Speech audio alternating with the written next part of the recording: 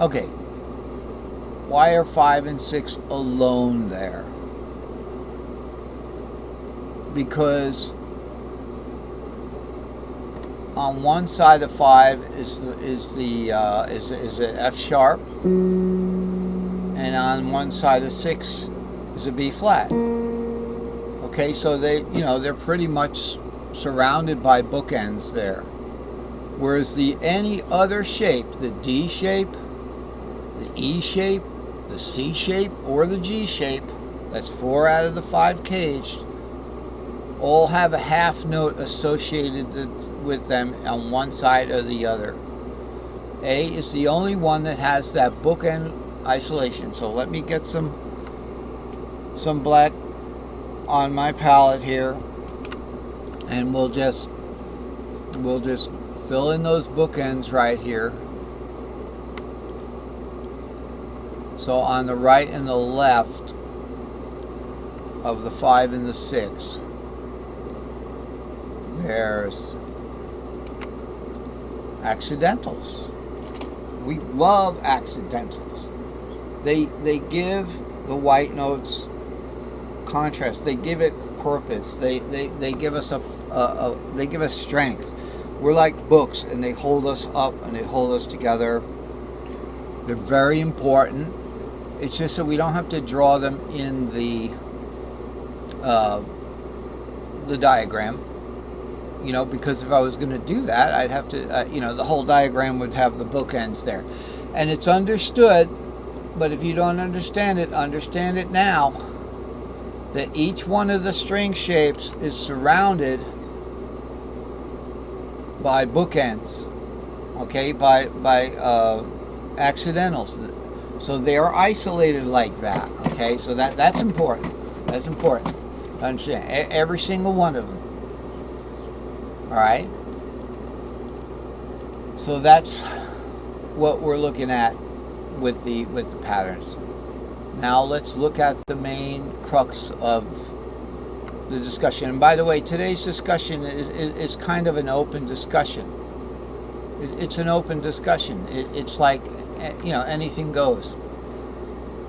I've corrected the chart from yesterday, and I had a few more corrections than I anticipated. So down here, let's look at this S4L here. You know what the S4L is going to be, right? I'll tell you. It's going to be 7 root 2.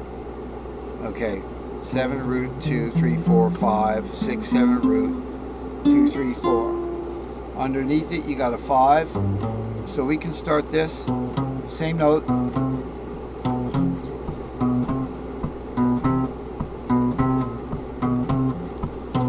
Okay, so same note here. So we can start it up here. What's underneath it? A fourth. What's a fourth from the E string shape? Is A. Here's your A string shape.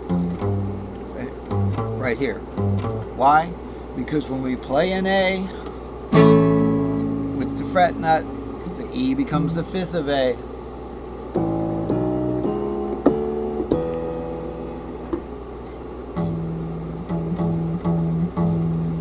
Okay? So, it all makes sense, right? Notice the bookend isolation here. I usually had the labels there for the neighboring string shapes. Like this is certainly a G string shape, but we are not focusing on it at that point. We're looking at the A box here. We're looking at the E box here. So I just remembered what I have to teach tonight, or it won't get taught. For the open C, this is your long C, open chord C. Put the capo on, put the fret, and we'll call it the fret nut. Whoops. All right.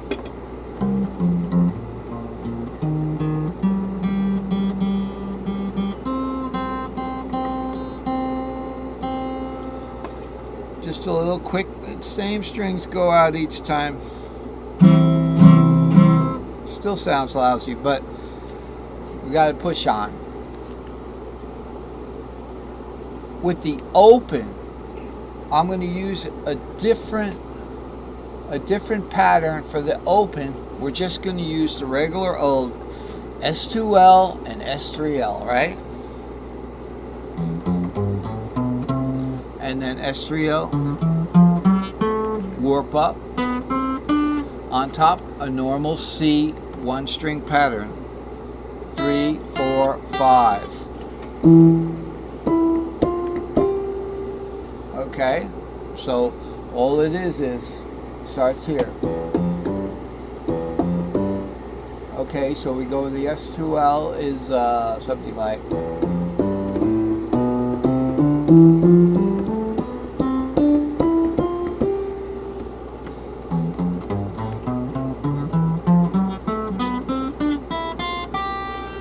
But what I wanted to show you is that's for the open. That's why I put that note there. And yeah, I didn't feel like writing the word open. I felt like staying closed-minded, really. Well, let's look over here. Let's look over here at this C. Okay? And but before we do that, let's look at the S5L one more time. So here's our S5L. Alright? Now I don't know why we're playing an S5L there. I think we have to double check that. Okay, what we got is we're going to start on 3, 4, 5. So we're going to start on a S1C. And that is a good thing. I thought before, oh wait, a fragmented pattern isn't a good pattern. I don't want to do fragmented patterns. I don't want to have a pattern going off the fretboard.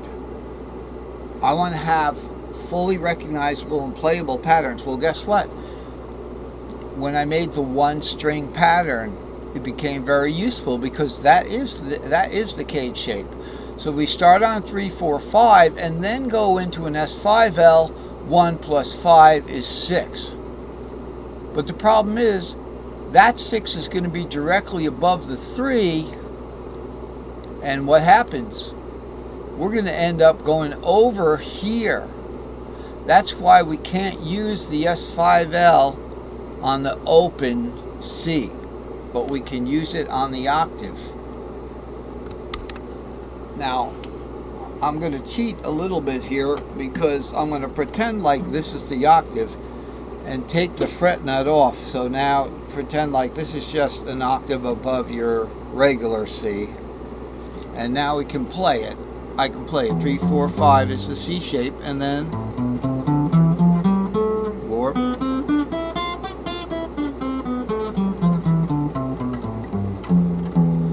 I'll tell you, those top two are warped over anyway. So guess what? You can play it with the fret nut on there. Boy, I was worried about nothing. See? I'm going in circles myself.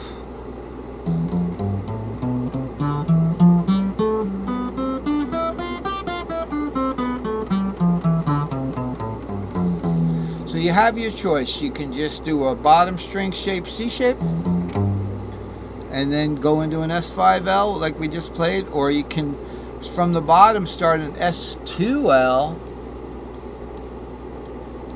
go to an S3L, and then do the string shape on the top.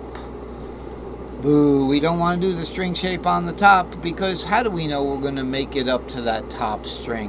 We want to know how to start it from the bottom.